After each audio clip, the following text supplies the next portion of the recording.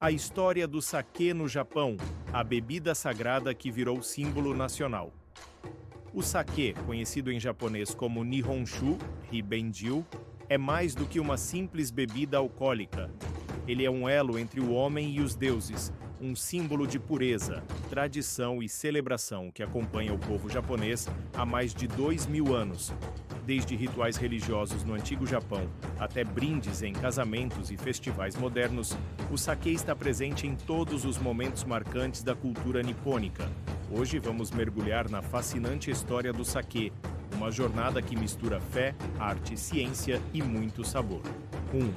As origens do saquê. O nascimento de uma tradição.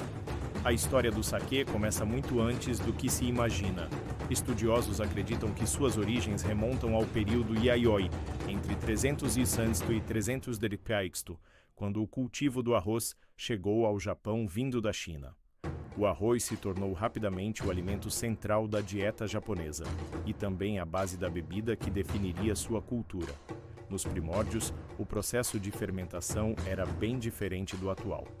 O primeiro tipo de saquê era chamado de Kuchikami-sake, Kou-nie-mijiu, que significa literalmente saquê mastigado na boca. As pessoas mastigavam o arroz e o cuspiram em potes, onde as enzimas da saliva iniciavam a fermentação do amido em açúcar e álcool. Esse método pode parecer estranho hoje, mas era comum em várias culturas antigas. E o Kuchikami-sake não era uma bebida comum, era uma oferenda sagrada, usada em rituais shintoístas para honrar os kami, os deuses da natureza.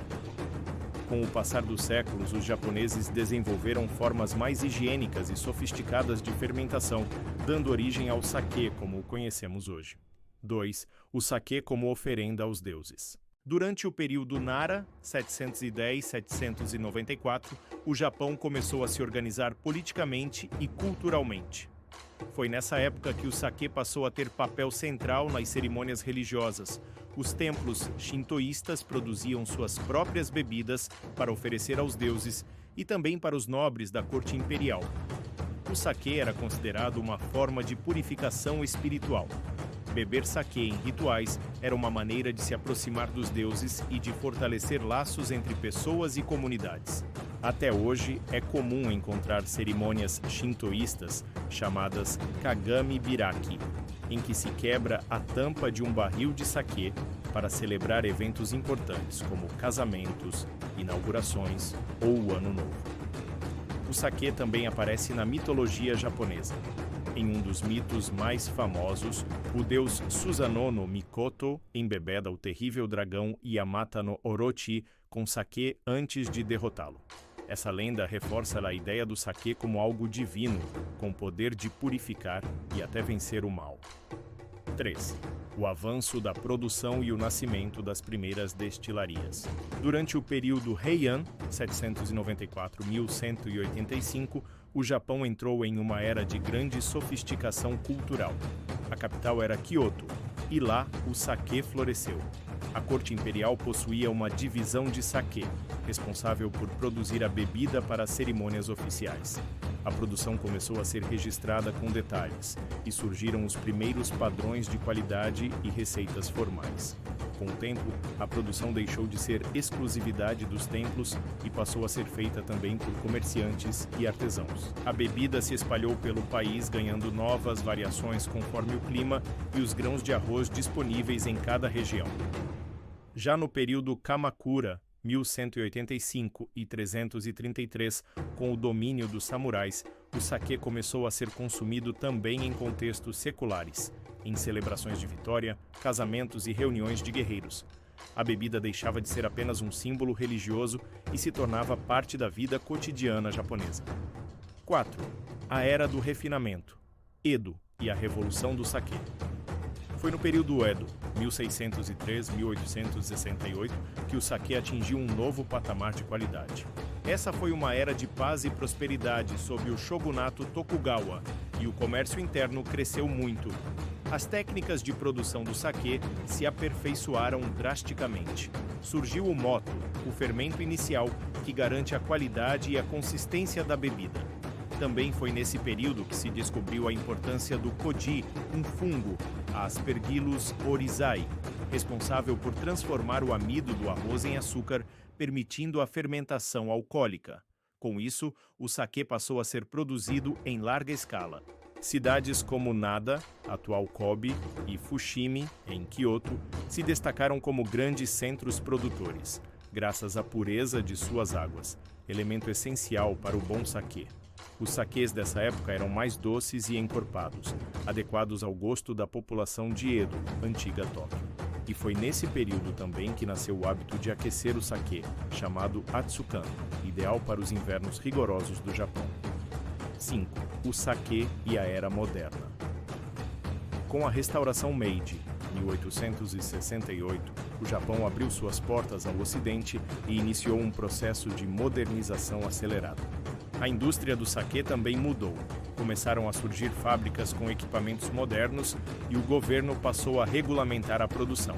A bebida se popularizou em todo o país e novas categorias foram criadas, variando em sabor, aroma e teor alcoólico. O saquê também passou a ser engarrafado e comercializado em larga escala, chegando a cidades e vilarejos distantes. Durante a Segunda Guerra Mundial, no entanto, a produção sofreu uma grande queda. A escassez de arroz obrigou os produtores a adicionar álcool e açúcares para manter o volume. Isso resultou em saquês de menor qualidade, mas que ajudaram a manter viva a tradição durante tempos difíceis. Após a guerra, com a recuperação econômica do Japão, a produção voltou a prosperar. Surgiram marcas lendárias e técnicas refinadas que colocaram o saquê novamente no centro da cultura japonesa. 6. O processo de fabricação. A alquimia do arroz e da água. Fazer saquê é uma arte.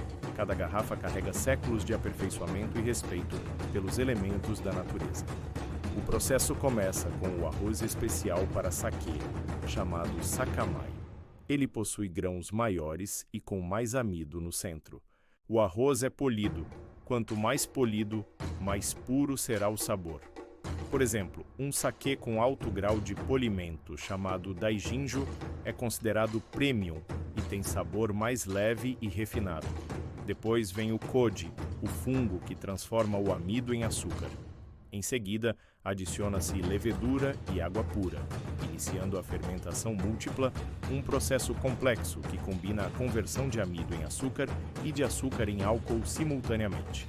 Após semanas de fermentação, o saquê é prensado, filtrado e às vezes pasteurizado. O resultado pode variar de uma bebida doce e suave a uma versão seca e encorpada, dependendo das escolhas do mestre cervejeiro, conhecido como toji. 7.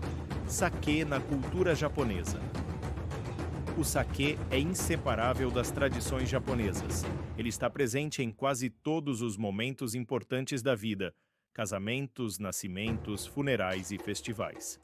No Ano Novo, os japoneses costumam beber o otozo, um saquê temperado com ervas medicinais que simboliza saúde e sorte.